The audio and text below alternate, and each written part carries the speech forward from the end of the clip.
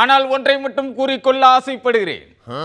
கல்யாண மேடையாக இருந்தாலும் சரி, அரசியல் மேடையாக இருந்தாலும் சரி, சொடக்கு மேல சொடக்கு போடுது என்ற பாடலை கேட்கும் போதெல்லாம் இடிதாங்கி துள்ளி குதித்து நடனம் ஆடும். ஆனால் சொடக்கு போடுவதும் சொடுக்கு போடுவதும் எனக்கு பிடித்திருக்கிறது என்று தெரிந்தவுடன் என் அரசியல் எதிரிகள் என்னை இப்போதெல்லாம் சொடக்கு போட்டு கூப்பிட ஆரம்பித்திருக்கிறார். இந்த அரசியல் களத்தில் வரலாறு படைத்துக் கொண்டிருக்கும் இடிதாங்கியை அவமானப்படுத்துகிற செயல் என்று என்னுடைய ஆதரவாளர்கள் பொங்குகிறார்கள், எதிரிகள் கொக்கரிக்கிறார்கள். ஆனால் இடிதாங்கி ஒரு ராஜதந்திரி, அதாவது தந்திர ராஜன் என்பதை உங்களுக்கு சொடக்கு போட்டு சொல்லிக் கொள்ள விரும்புகிறேன். எதிரிகள் எப்படி வேண்டுமானாலும் பேசுவார்கள், எங்கிருந்து வேண்டுமானாலும் தாக்குவார்கள். அப்படி இருக்கும்போது எதிரிகளை தேடி தேடி கலைத்து போகாமல் அவர்களை கண்டுபிடிக்க இடிதாங்கி கண்டுபிடித்த நவீன டெக்னிக் தான் சொடக்கு போடு.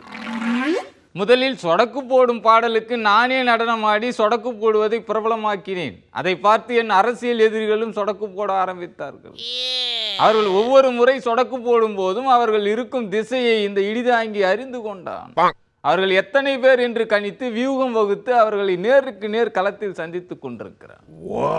இதை பார்த்ததும் சிலர் சொடக்கு போடுவதை நிறுத்திவிட்டு கடபாரையை தூக்கி கொண்டு வந்து விட்டார்கள். அரசியல் களத்தில் மடக்கு மடக்கு என்று என்னை பார்த்து தண்ணீர் குடித்தவர்களுக்கு நான் ஒன்றை சொல்லிக் கொள்ள ஆசைப்படுகிறேன். இந்த இடிதாங்கியை தகர்க்க நீங்கள் கடப்பாறையை தூக்கி சுற்ற வேண்டியதில்லை.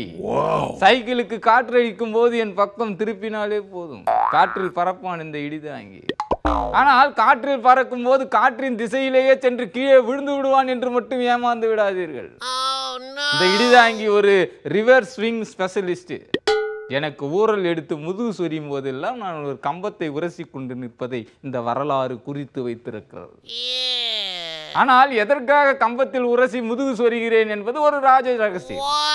பந்தின் ஒரு பாதியை மட்டும் உரசினால் அது ரிவர்ஸ் ஸ்விங் ஆகும். இந்த டெக்னிக்கை ஆஸ்திரேலிய கிரிக்கெட் அணி என்னிடம் இருந்துதான் கற்றது. ஆனால் பந்தை சுரண்டும் போது காமிராவில் சிக்கி மாட்டிக்கொண்டார்கள். கிரிக்கெட்டில் பந்தை சுரண்டினால் அது தவறு, ஆனால் அரசியலில் மக்கள் பணத்தை சுரண்டினால் தான் தவறு.